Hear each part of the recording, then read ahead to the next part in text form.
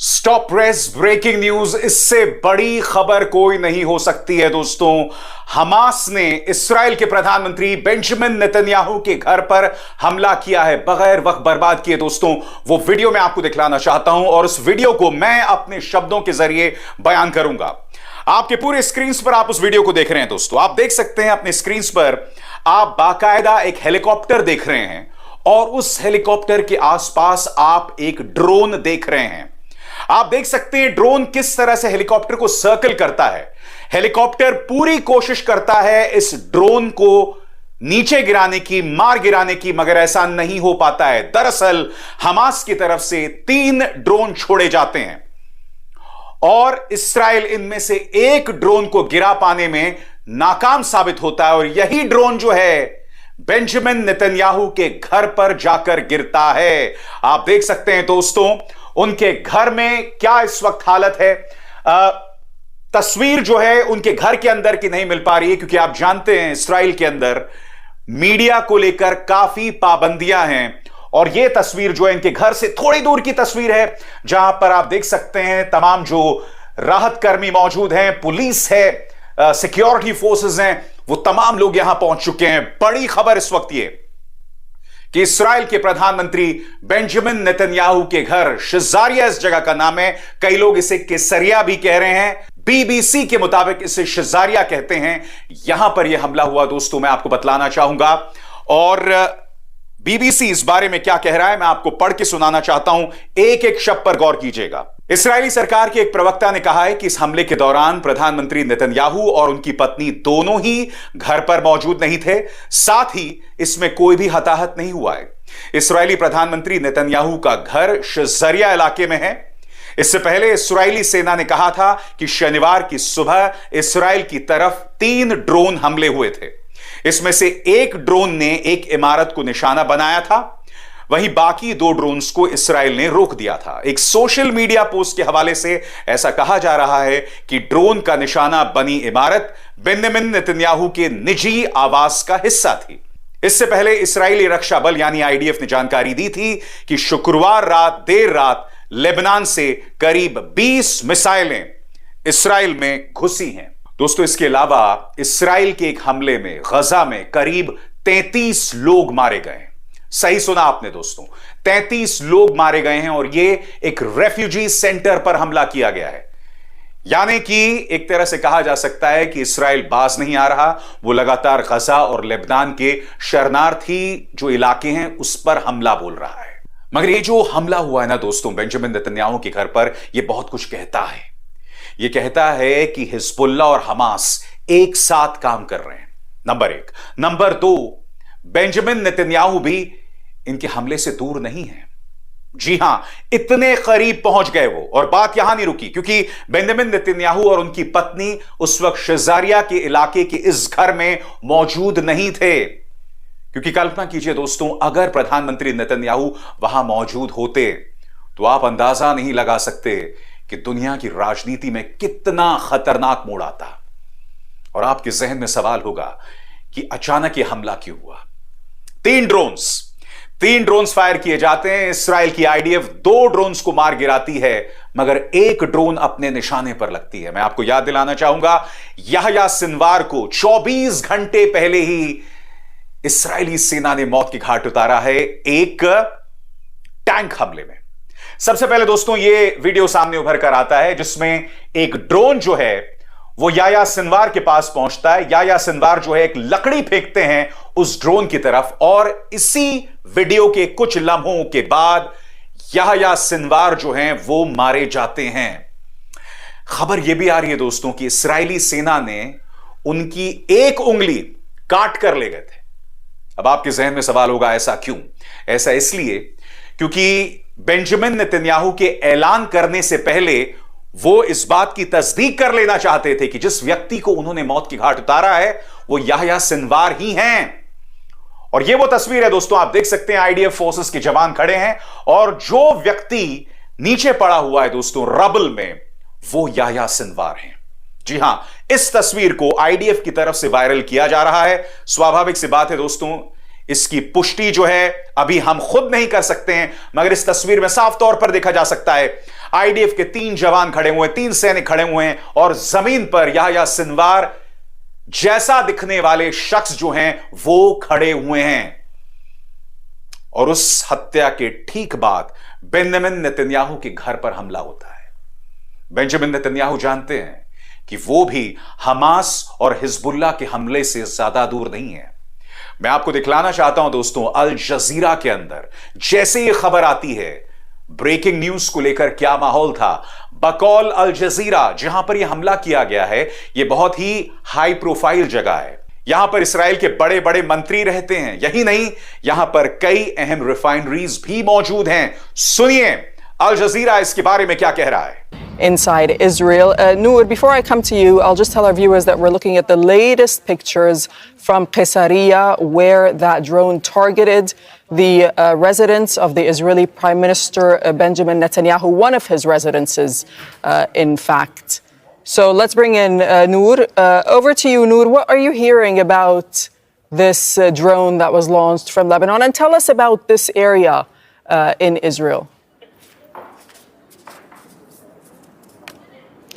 So for the past hour, we've been monitoring reports that there was this drone attack. We've seen videos posted by residents in that area, and we've also seen how the Israeli military censor imposed very tight restrictions on Israeli media. They sealed off the area. There were suspicions, and people were saying that this was the area where the residence of the Israeli Prime Minister is. But of course, because of legal restrictions, the Israeli media couldn't confirm it. Now we have confirmation from Netanyahu's office that they were not at the home at the time of the attack, but that the house was actually struck in that drone attack. Of course, no sirens had gone off in Caesarea, Darin.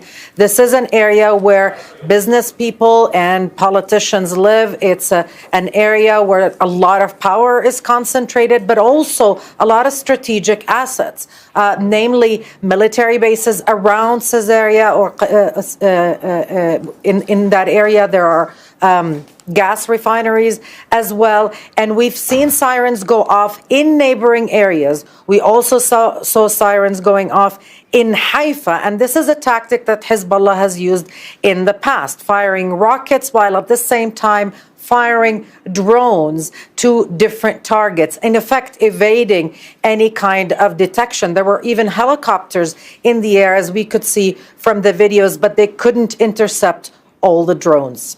इस बीच दोस्तों, Iran के supreme leader Khamenei का बयान सामने उभर कर आया है। जी हां, पहले जो है याह्या सिनवार के मौत की खबर आती है और उसके बाद तमाम वेस्टर्न मीडिया में इस तरह की खबरें चलने लगती हैं कि जंग रुक गई। इनफैक्ट जो बाइडेन, जो कि जर्मनी में हैं, वहां से वो बयान दे देते हैं कि अब सिनवार की मौत के बाद उम्मीद है ये जंग रुक जाएगी। तभी ईरान के सुप्रीम लीडर खामेनेई का यह बयान सामने उभर कर आता है, जो वो सोशल मीडिया हैंडल एक्स पर देते हैं या ट्विटर पर देते हैं। खामेनेई का क्या बयान है दोस्तों, आपके स्क्रीन पर। उन्होंने सोशल मीडिया प्लेटफॉर्म एक्स पर कई सारे पोस्ट किए हैं। खामेनेई ने एक्स पर लिखा, हमास जिंदा था और जिंदा ही रहेगा। कमांडर याह्या सिनवार अपने शहीद साथियों के साथ शामिल हो गए हैं। याह्या सिनवार जैसे व्यक्ति के लिए, जिसने अपनी पूरी जिंदगी एक क्रूर शत्रु के खिलाफ लड़ाई की, उसके लिए शहादत से कम कुछ भी स्वीकार नहीं हो सकता। याह्या सिनवार हमास के शीर्ष नेता थे। हालिया इस्राएल हमले में उनकी मौत हुई थी। ईरान के सर्वोच्च नेता ने एक्स पर कहा, हमेशा की तरह हम फलस्तीनी मुजाहिदीनों और योद्धाओं के साथ खड़े हैं। मैं हमारे भाई याह्या सिनवार की शहादत पर उनके परिवार, उनके साथियों और ईश्वर के मार्ग पर जिहाद के लिए समर्पित सभी लोगों को बधाई देता हूं और इस क्षति के लिए अपनी संवेदना व्यक्त करता हूं।